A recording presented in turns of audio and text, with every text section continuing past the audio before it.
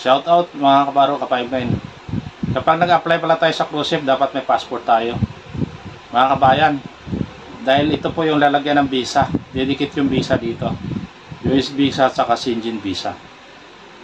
So, dapat pag nag-apply tayo, kumuha muna tayo ng passport. Mura lang ang bayad nito, nasa 1 plus lang po. Pwede kayong mag-online po kung gusto nyo kumuha. Birth certificate lang, galing PCA yung requirements nito. At saka, dalawang valid ID. Pwede ka nang kumuha dyan sa DFA pa sa Paranaque po. Pwede tayong kumuha nito. Pwede kayong mag-walk-in po. So sa mga nagtatanong gusto magbarko, kailangan po natin itong passport kapag nag-apply tayo. Ayan, shoutout sa inyong lahat. Mabuhay kayo lahat ng mga aspirant na gusto maging marino. Kuha muna tayo ng passport mga kabaro, kabayan, bago tayo mag-apply sa barko. Dahil dito i-dedicate yung visa po. Ayan, shoutout sa inyong lahat sa gusto mag-apply. Sipag-tsaga lang talaga para magtatagumpay tayo. Huwag tayo mawala ng pag-asa mga kabaro, 59. So ito yung unang kunin mo pag apply sa barko, passport. Kasi pag nang-interview ka, hinahanap to, passport. Saka resume. Employment certificate. Yan po yung mga hinahanap sa barko pag nag-apply tayo mga kabaro, ka-59. So sipag-tsaga lang para magtagumpay tayo, huwag tayo mawala ng pag-asa.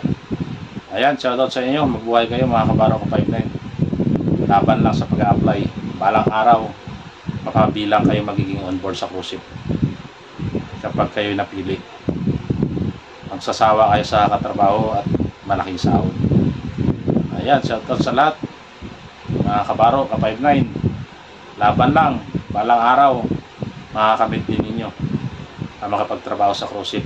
Huwag tayo mawala ng pag-asa dahil darating ang panahon, papanig sa atin ang panahon at kayo naman yung magiging isang marino sa cruise ship.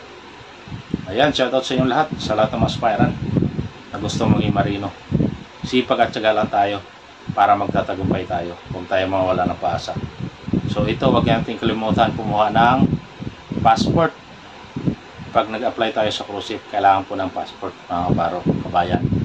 Ito po yung pinaka-importante, passport. Dahil dito ikakabit yung US visa at saka yung Europe visa po. Ayan, shoutout sa lahat mga kabaro, ka-59. Mabuhay kayo. Kapit lang. Balang araw, ibibigay din sa inyo ng Panginoon. Makakasampanin kayo sa barko. Sumahod din kayo ng malaki. Ayan. So, yan po yung magandang payo sa inyo. Mga kabaro, kumuha tayo ng passport muna bago tayo makapag-apply sa cruise ship. Dahil pag na-interview ka, ihanap yung passport kung may passport ka. Ayan. Di ba maliwanag? Kailangan mo lang ng 2 valid ID. PSE, birth certificate,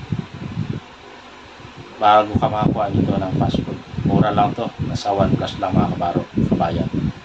So kailangan kumuha ka muna ng passport bago ka makapag-apply sa cruise ship. Ayan, shoutout sa lahat, mabuhay kayo.